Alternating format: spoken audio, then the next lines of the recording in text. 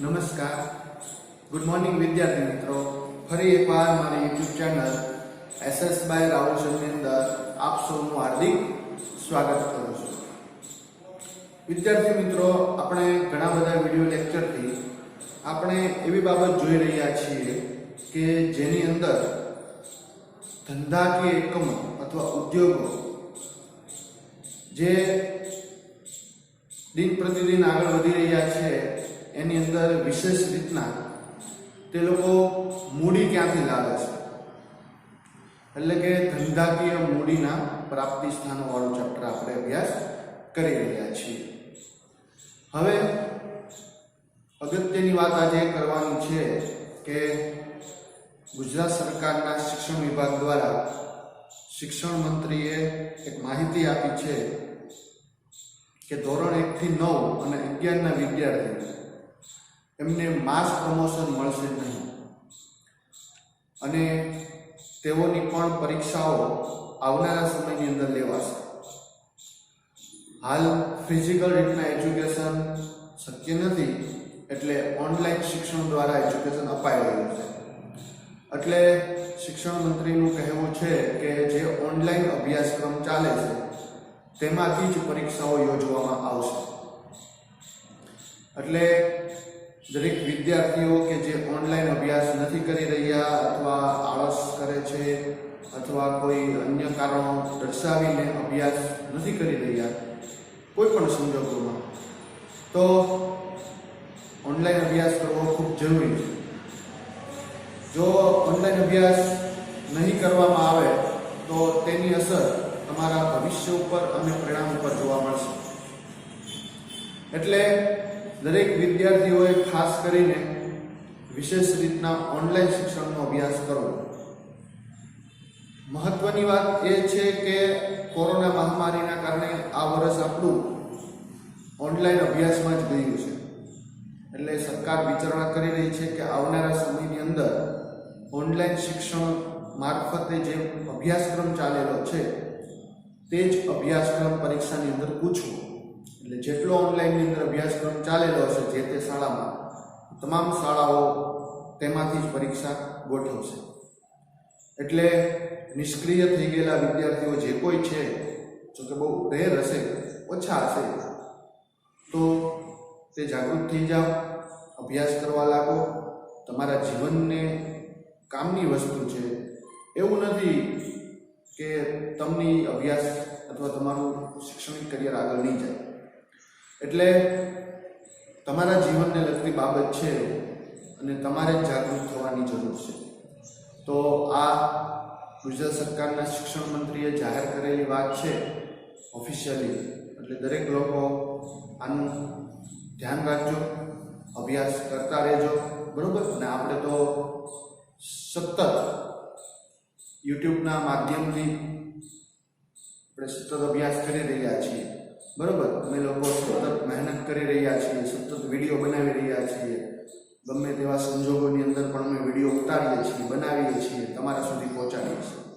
તો અમે તો ખૂબ મહેનત કરીએ છીએ એઝ અ ટીચર, કારણ કે અમારે તમારું ભવિષ્ય ઘડવાનું છે. પણ કર્તવ્ય સ્વરૂપે તમારે પણ અમને એટલો સાથ સહકાર આપવો જરૂરી છે, કારણ કે અમે તમારા માટે મહેનત કરીશું, તમે તમારા માટે મહેનત કરો છો. એટલે અમારી મહેનત કદાચ એળે જાય, તમને તમારી મહેનત તો જરૂર જોઈએ તમારા જીવન માટે. એટલે થોડુંક વિચારો, અભ્યાસ કરો અને આ જે માહિતી આવી છે શિક્ષણ વિભાગમાંથી તેનું પાલન કરવા તરફ આગળ વધો. હવે આપણે વાત કરીએ તો આપણે માલિકીના ભંડોળ અને ઓછીના ભંડોળ એવા આપણે અલગ અલગ પ્રાપ્તિ સ્થાનો ભણીએ છીએ. ઘણી બધી બહારથી જે મૂડી લાવવામાં આવે એમાં માલિકી પણ હોય, જેમ કે શેર, પ્રેફરન્સ શેર ને બધું લાવો, ઇક્વિટી શેર, તો એની અંદર તમને માલિકી પણ મળતું હોય છે. અને ઓછીના ભંડોળ એટલે કે ડિબેન્ચર, બોન્ડ જેવી વસ્તુઓ તમે લાવો તો એની અંદર માલિકી પણ હોતું નથી. તો એમાં આપણે આગળ વધતા જઈએ એવી રીતના આપણે અભ્યાસ કરી રહ્યા છીએ. તો આજે આપણે આપણા ચેપ્ટરનું અંતિમ પડાવ, આજે આપણું ચેપ્ટર 8 ધંધાકીય મૂડીના પ્રાપ્તિ સ્થાનો પૂરું થશે. એટલે કે આની પછીના વિડિયો લેક્ચરમાં એટલે મેં તમને સૂચના આપી છે કે 1 કલાકનો વિડીયો લેક્ચરો બને છે, એટલે 30-30 મિનિટના બે ભાગ કરીએ છીએ. તો આ લેક્ચરની અંદર આપણે સતત ઘણા સમયથી આપણે આ ચેપ્ટર ભણ્યા છે, એનો આજે છેલ્લો દિવસ અને પૂરું કરીએ છીએ. તો અંતિમ જે મુદ્દાઓ છે, જે બાબતો છે, એ ખૂબ અગત્યની બાબતો છે, મજા આવે બાબતો છે. હવે જ્યારે ઔદ્યોગિક ક્રાંતિ થઈ અને ધંધાકીય વ્યવસ્થાના જે સ્વરૂપો બદલાણા અને જે મોટા પાયાના ફેરફારો થયા, ત્યાર પછી દરેક ઉદ્યોગ ધંધાઓને વિશેષ રીતના મૂડીની આવશ્યકતા રહી. તો દરેક ધંધાઓ માટે મૂડીની આવશ્યકતા પૂરી કરવા માટે અલગ અલગ પ્રયત્નો થયા. એમાંથી મહત્વપૂર્ણ કોઈ બાબત આવી હોય, અને આજનો લેક્ચર બહુ મસ્ત છે, કારણ કે બહુ સરસ બાબત છે. ધંધાકીય એકમો હોય એમને બે પ્રકારની મૂડી વિશેષ જોતી હોય. એક લાંબા ગાળાની મૂડી જોતી હોય અને કાર્યશીલ મૂડી જોતી હોય. એટલે કાયમી મૂડી અને કાર્યશીલ મૂડીને ખૂબ જરૂરિયાત રહેતી હોય. લાંબા ગાળાની મૂડીથી ધંધાને ધ્યેયો પાર પાડવાના હોય અને કાર્યશીલ મૂડીથી રોજબરોજના કામ પૂરા પાડવાના હોય. એટલે લાંબા ધ્યેયો અને ટૂંકા ગાળાના ધ્યેયો એને પૂરા કરવા માટે મૂડી ડેલી જોતી હોય. આ એક મહત્વપૂર્ણ બાબત છે. તો જ્યારે ઔદ્યોગિક ફેરફારો ધરખમ થયા, મોટા પાયાના થયા, તે સમયની અંદર આપણી સરકાર એટલે કે રાજ્ય સરકારો અને ભારત સરકાર દ્વારા પ્રયત્નો થયેલા. અત્યાર લગી આપણે જે પ્રાપ્તિ સ્થાનો ભણ્યા એ બધા બાહ્ય હતા, અલગ અલગ હતા. આજે આપણે જે વિડીયો લેક્ચરની અંદર જે બાબતો ભણવાની છે એ છે સરકાર. તો કે ભારત સરકાર છે એમણે એ વસ્તુ જોઈ કે ભાઈ ધંધાકીય એકમો અને ઉદ્યોગોને લાંબા ગાળાની મૂડી અને ટૂંકા ગાળાની મૂડીની ખૂબ આવશ્યકતા હોય છે, કારણ કે પોતાની જરૂરિયાતો સંતોષવા માટે નાણાં જોતા હોય છે. તો આવી રીતના ભારત સરકાર અને જે તે રાજ્ય સરકારોએ અલગ અલગ નાણાકીય સંસ્થાઓની સ્થાપનાઓ કરી, જેના માધ્યમ થકી તે લોકોએ વિચાર્યું કે વિશેષ રીતના જે ઉદ્યોગ ધંધાઓ આવેલા છે તેમને નાણાં મળી રહે. ભારત સરકારે અહીં અલગ અલગ સંસ્થાઓ છે એની સ્થાપના કરી છે. સાથે સાથે જે તે રાજ્ય સરકાર છે એણે પણ અલગ અલગ નાણાં નિગમોની સ્થાપના કરેલી છે, રાજ્ય નાણાં નિગમ. ટૂંકમાં કેન્દ્ર અને રાજ્ય સરકારોએ પ્રયત્નો કરેલા કે દરેક ઉદ્યોગ ધંધાઓને મૂડી મળી રહે. મહત્વની વસ્તુ એ છે કે જે તે ઉદ્યોગ ધંધાઓ ચાલતા હોય વિશેષ રીતના તેઓને નાણાંની જરૂરિયાત ખૂબ રહેતી હોય. મોટા ભાગ ઘણીવાર કાર્યશીલ મૂડીની આવશ્યકતા રહેતી હોય, ઘણીવાર કાયમી મૂડીની આવશ્યકતા રહેતી હોય. તો ભારત સરકાર અને રાજ્ય સરકારો એ દિશાની અંદર ખૂબ આગળ વધી રહી છે. અને મહત્વનું કદમ જો એણે ઔદ્યોગિક ક્ષેત્રમાં લાવ્યું હોય તો એ છે અલગ અલગ નાણાકીય સંસ્થાઓ. તો આજના લેક્ચરની અંદર આપણો ટોપિક છે કે નાણાકીય સંસ્થાઓ દ્વારા લોન. તો ભારતની અલગ અલગ અને મહત્વપૂર્ણ આપણે અલગ અલગ અને મહત્વપૂર્ણ સંસ્થાઓનો પરિચય મેળવવાના છીએ કે જેઓ દરેક ઉદ્યોગ ધંધાઓને કદ સ્વરૂપે મૂડી પૂરી પાડે છે. ઘણી ભારત સરકાર મૂડી પાડે છે, તો ઘણીવાર રાજ્ય સરકારો મૂડી પૂરી પાડે છે. અને આપણા ગુજરાત રાજ્યની તો વિશેષ રીતના વાત કરીએ તો આપણે તો અહીંયા વાઇબ્રન્ટ સમિટ થાય છે, ગુજરાત વાઇબ્રન્ટ સમિટ. તો જે વાઇબ્રન્ટ સમિટ થાય છે તેની અંદર આપણને ખબર છે કે આપણે ઔદ્યોગિક ક્ષેત્રે મૂડીપતિઓ, ઉદ્યોગપતિઓ, દેશ વિદેશના ઉદ્યોગપતિઓને આમંત્રિત કરીએ છીએ, કારણ કે આપણું ગુજરાત છે એ ઔદ્યોગિક હબ ગણાય છે. તો આજના લેક્ચરની અંદર આપણે નાણાકીય જે સંસ્થાઓ છે, જે સરકારની સંસ્થાઓ છે, જે સરકાર દ્વારા બનાવવામાં આવેલી સંસ્થાઓ છે તેનો પરિચય મેળવશું કે કેવી રીતના તે ધંધાકીય એકમોને મૂડી પ્રાપ્ત કરાવે છે. આજનો લેક્ચર અને આપણા આ ચેપ્ટરનો મહત્વપૂર્ણ લાસ્ટ લેક્ચર પરિચયમાં લઈશું.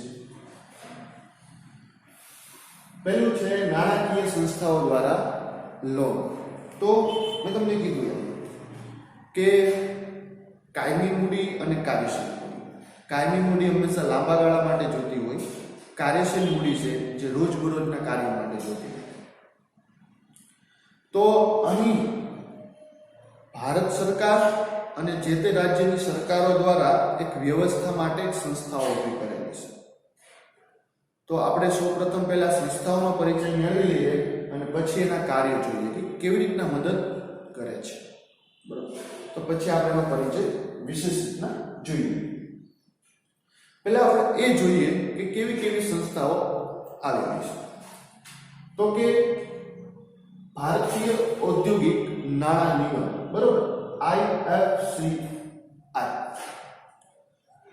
ભારતીય ઔદ્યોગિક નાણાં નિગમ, IFCI. એટલે ગુજરાતીમાં કેવું હોય તો આ રીતના વાંચાય, ઇંગ્લિશમાં IFCI. IFCI તો કે industrial finance corporation of India. આ કોર્પોરેશન ઓફ ઇન્ડિયા છે, મતલબ આ સંસ્થા ઇન્ડિયાની છે. ઇન્ડસ્ટ્રીયલ ફાઇનાન્સ ઔદ્યોગિક નાણાં નિગમ છે. તો IFCI industrial finance corporation of India જે શું કરે છે તો કે જે ઉદ્યોગ ધંધાઓ આવેલા હોય, જેમને લાંબા ગાળાની મૂડી જોતી હોય, તો તેવા લોકોને મૂડી પૂરી પાડે છે. બરાબર, IFCI. બીજું છે ભારતીય ઔદ્યોગિક વિકાસ બેંક. ભારતીય ઔદ્યોગિક વિકાસ બેંક, IDBI. ID એટલે industrial development bank of India, IDBI. Industrial development bank of India એ આ છે IDBI. એટલે IFCI, IDBI આ બે ભારત સરકારની સંસ્થાઓ છે, લાંબા ગાળાની મૂડી પૂરી પાડે છે.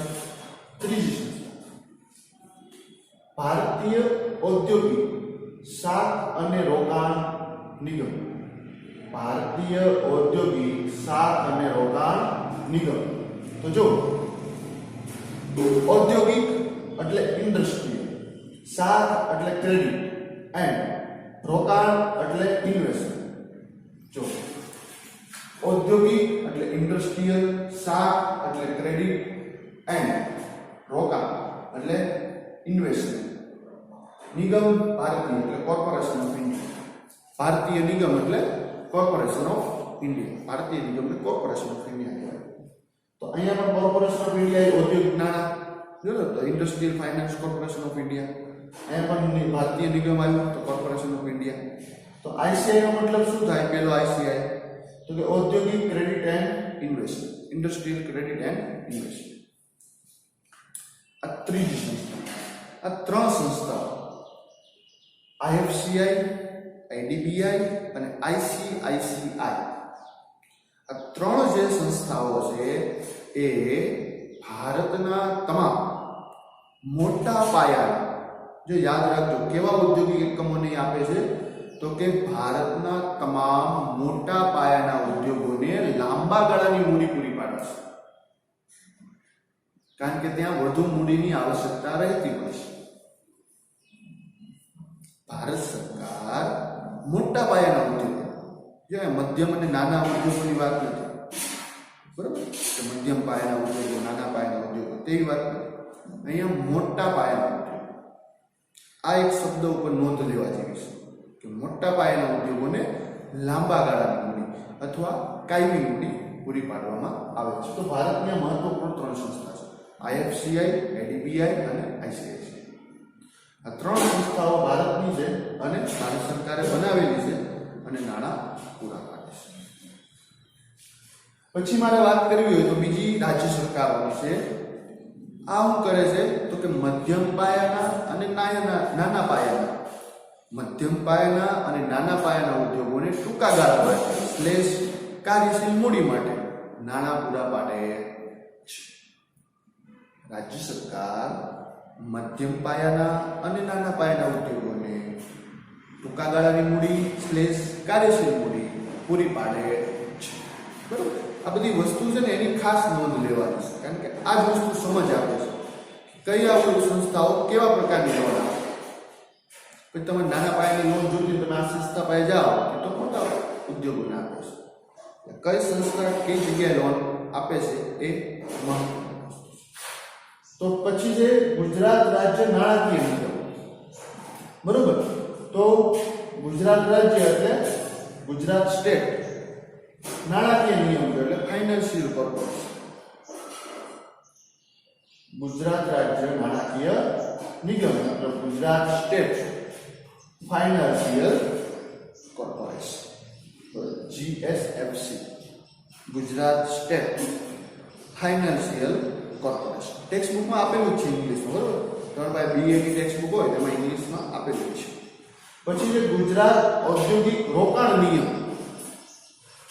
ગુજરાત ઔદ્યોગિક રોકાણ નિયમ તો Gujarat industrial investment of corporation, investment corporation, Gujarat industrial investment corporation, GIIC. બરાબર, Gujarat industrial investment corporation, GIIC. તો આવી રીતના આપે જે છે, બરોબર છે, એ શું કરે છે, ટૂંકા ગાળા માટે. તો હવે આપણે વાત એ થઈ કે આ સંસ્થાઓ છે એ શું કરે, તો કે ટૂંકા ગાળા માટે અથવા કાર્યશીલ માટે. બરોબર, બીજી વસ્તુ શું છે તો કે આ મધ્યમ પાયાના અથવા નાના પાયાના ઉદ્યોગોને આપે. તો આ તમે સંસ્થામાં શું થઈ જશે તો કે ટૂંકા ગાળા થઈ જશે, લાંબા ગાળા માટે અથવા કાયમી મૂડી માટે. બરોબર, આ મધ્યમ અને નાના પાયાના ઉદ્યોગોને આપે તો આ આપે છે મોટા પાયાના ઉદ્યોગોને. આ મહત્વપૂર્ણ વાત કે આ જે નિગમો છે એ કોના છે તો કે રાજ્ય સરકારના નિગમો છે. બરોબર, રાજ્ય નાણાં નિગમ કહેવાય, રાજ્ય સરકારના. આ જે નિગમ, આ જે સંસ્થાઓ છે એ ભારત સરકારની છે. ટૂંકમાં રાજ્ય સરકારમાં અને ભારત સરકારમાં આવી રીતના ડિવાઈડ કરેલું છે. ટૂંકમાં આ બધાનું કામ શું છે તો કે જે તે ઉદ્યોગ આવેલા હોય, જે તે ધંધાકીય એકમો આવેલા હોય એમને જે મૂડીની જરૂરિયાત હોય એ પૂરી પાડે છે. બરોબર, હવે એના કામ કેવી રીતના મૂડી પાડે, મૂડી અલગ અલગ રીતના આપી શકાય. તો કેવી રીતના છે, પહેલી સૌથી વસ્તુ કે શેર ખરીદી નાણાં સૌથી સારી છે. શું કરે તો કે જે ઉદ્યોગ ધંધા સ્થાપાય, બરોબર, દરેક લોકો મૂડી મેળવવા માટે શું કરે, બજારમાં શેર બહાર પાડે. આ સંસ્થાઓને મૂડી કેવી રીતના આપે તો એમના શેર ખરીદી લે. જે તે કંપનીના શેર ખરીદી લે એટલે શેરના બદલા શું આપવું પડે, મૂડી. સારો અને ઉત્તમ વિકલ્પ. કોઈ પણ તમારે ઉદ્યોગ ધંધાને મદદ કરવી હોય કાંઈ ન કરો, એના શેર ખરીદ્યો એટલે બદલામાં તમારા નાણાં પહોંચી જાય. આ સૌથી સારો વિકલ્પ. કાંઈ નથી કરવાનું, એમના શેર ખરીદી લેવાના બદલા તમારા નાણાં મળી જતા હોય છે. બરોબર, તો શેર ખરીદીને નાણાં પૂરા પાડી શકાય. બીજું છે લોન દ્વારા,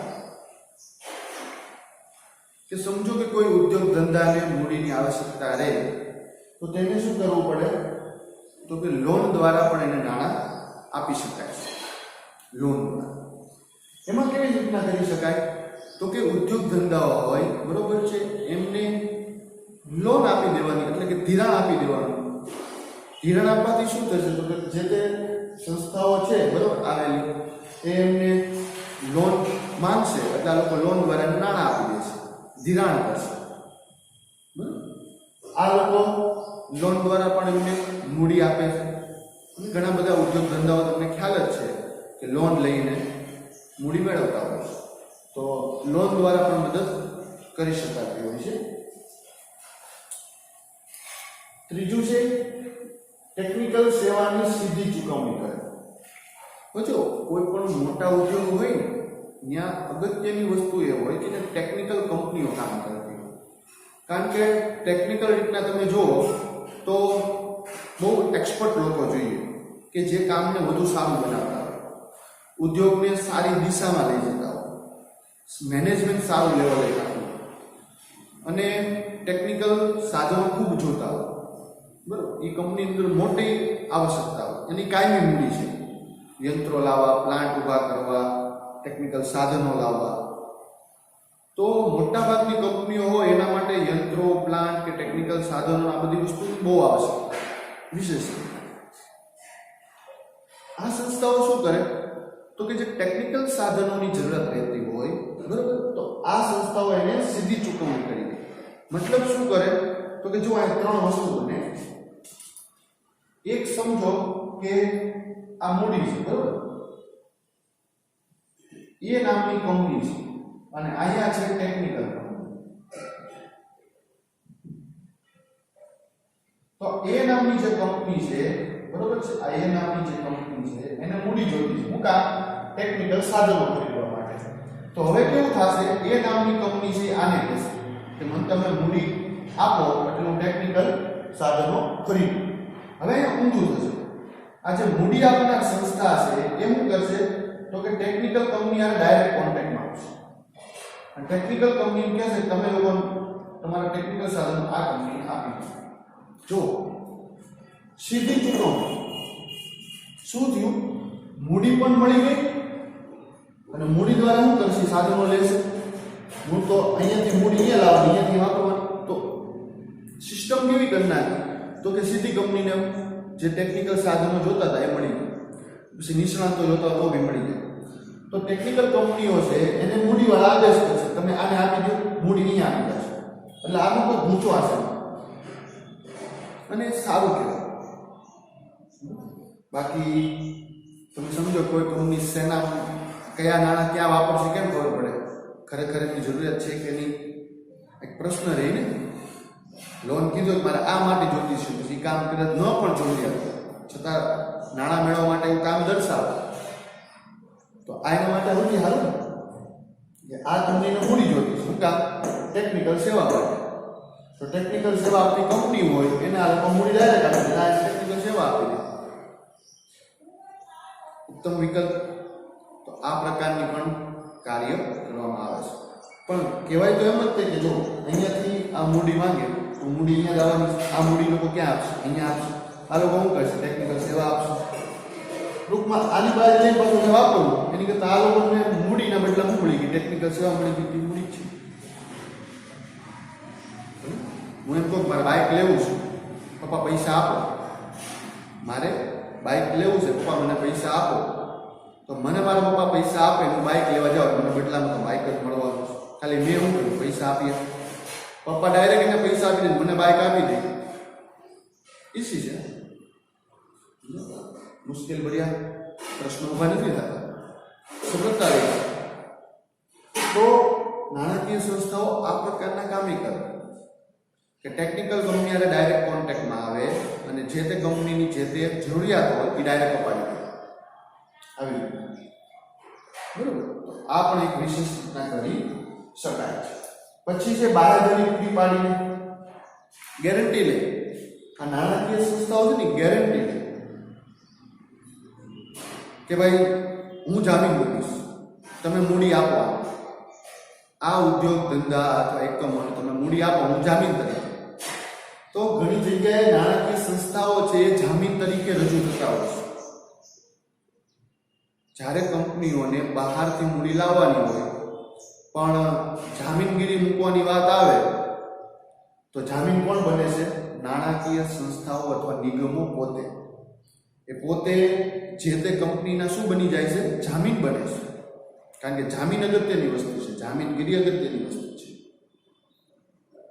જ્યારે કોઈ પણ કંપનીને મૂડીની આવશ્યકતા રહેતી હોય ત્યારે આ સંસ્થાઓ એમની જામીનગીરી તરીકે પણ રજૂ થાય છે. એ પણ એક અગત્યની વાત છે. અને ત્રીજું છે અન્ય કોઈ પણ સેવાઓ. જે તે સેવાઓ માટે નાણાકીય જરૂરિયાત રહેતી હોય તો આ સેવાઓ પૂરી પાડે છે. જેમ કે વિદેશ વેપારની બધી માહિતીઓ જોતી હોય તો આ સંસ્થાઓ એમને આપતી હોય છે. ખાસ કરીને બજારની સંશોધનની બધી માહિતીઓ જોતી હોય, બજારને લગતી માહિતીઓ જોતી હોય તો આ સંસ્થાઓ એમને પૂરી પાડતી હોય છે. વિશેષ અન્ય સેવાઓની અંદર જે કાંઈ મદદ જોતી હોય જે તે ઉદ્યોગ ધંધા એકમોને તો આ સંસ્થાઓ એને સારી રીતના વિશેષ રીતના મદદ પૂરી પાડતી હોય છે. એ પણ એમનો વિશેષ રીતના આભારી હોય છે. તો આ હતો વિદ્યાર્થી મિત્રો નાણાકીય સંસ્થાઓનો વિશેષ પરિચય. બરોબર. આની અંદર તમારે એક વસ્તુ એ ધ્યાનમાં રાખવાની કે પ્રથમ આ 3 સંસ્થાઓ મેં જે લખી છે, બરોબર, આઈએફસીઆઈ, આઈડીબીઆઈ અને આઈસીઆઈ, તો એ લોકો લાંબા ગાળા માટે મૂડી આપે અને કાયમી મૂડીની જરૂરત રહેતી હોય કંપની લેતી હોય નાણાં. મોટા પાયાના ઉદ્યોગોને મૂડી આપવામાં આવે, બરોબર. પરંતુ જે તે રાજ્યની અંદર નાના પાયાના ઉદ્યોગો આવેલા હોય, મધ્યમ કદના ઉદ્યોગો આવેલા હોય તો એમને ઓછી મૂડીની આવશ્યકતા રહેતી હોય કમ્પેરિઝન ટુ મોટા પાયાના ઉદ્યોગો આવે. તો એમના માટે જે તે રાજ્ય સરકારોએ પણ નિગમોની સ્થાપના કરેલી છે કે એમનો એવો હેતુ છે કે ભાઈ દરેક ઉદ્યોગ ધંધા એકમોને નાણાં સમયસર મળી જવા જોઈએ, જેથી તે લોકો પોતાની જરૂરિયાત પૂરી કરીને જે તે લક્ષ્ય સિદ્ધ કરી શકે. તો એના માટે આ સંસ્થાઓ છે જીએસએફસી અને જીઆઈઆઈસી કે જેઓ શું કરે છે તો કે ટૂંકા ગાળા માટે મૂડી આપે છે, કાર્યશીલ મૂડી જરૂરિયાત માટે આપે છે અને મધ્યમ અથવા નાના પાયાના જે ઉદ્યોગો આવેલા હોય એમને આપે છે. બરાબર. અલગ અલગ રીતના મૂડી આપવાની પદ્ધતિ છે. ઘણીવાર શેર ખરીદીને આપે, શેર ખરીદી લે સંસ્થાને મૂડી આપતા હોય છે. ઘણીવાર એ લોન દ્વારા પણ મૂડી આપતા હોય છે. ઘણીવાર ટેકનિકલ સેવાની સીધી ચૂકવણી કરી દે, ટેકનિકલ કંપની સાથે ટાઈઅપ કરીને જે તે કંપનીને ટેકનિકલ સેવા મળી છે, એવી રીતના પણ આપે. ચોથું તે બાંહેધરી એટલે કે જામીનગીરી પણ સ્વીકારે. કોઈ પણ ધંધાકીય એકમ, ઉદ્યોગો અથવા સંસ્થાઓ જે હોય એમને નાણાં જોતા હોય તો બદલામાં જામીનગીરી રજૂ કરવી પડે. તો આ જે સંસ્થાઓ છે એ જામીન તરીકે તેના રજૂ થાય છે, બરાબર, અને એક પ્રકારની એમને મૂડી મેળવવામાં સહાયતા કરે છે.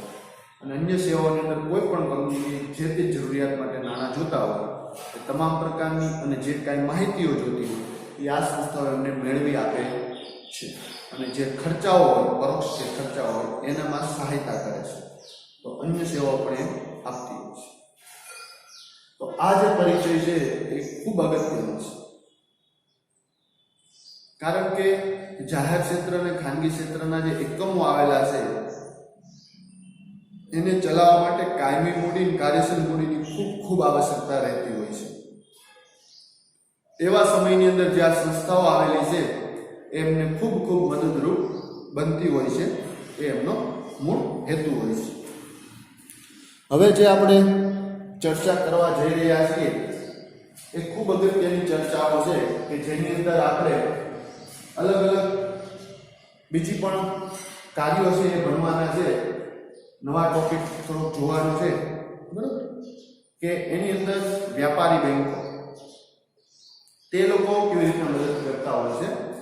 તો પહેલી વસ્તુ આપણે જોઈએ, વ્યાપારી બેંકો નાણાંની પાસે કેવી રીતના આવે તો તે લોકો જાહેર જનતા હોય કેવી રીતના નાણાં આવે. અગત્યની વસ્તુ તો કે જાહેર જે જનતા હોય એની પાસેથી તે લોકો થાપણ સ્વીકારે.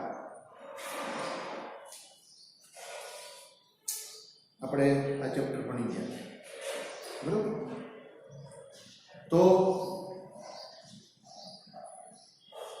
વ્યાપારી બેંકો શું કરતી હોય છે તો કે જે જાહેર જનતાઓ હોય એની પાસેથી થાપણો સ્વીકારે છે અને શું કરે તો કે અન્યત્ર ધિરાણ કરે.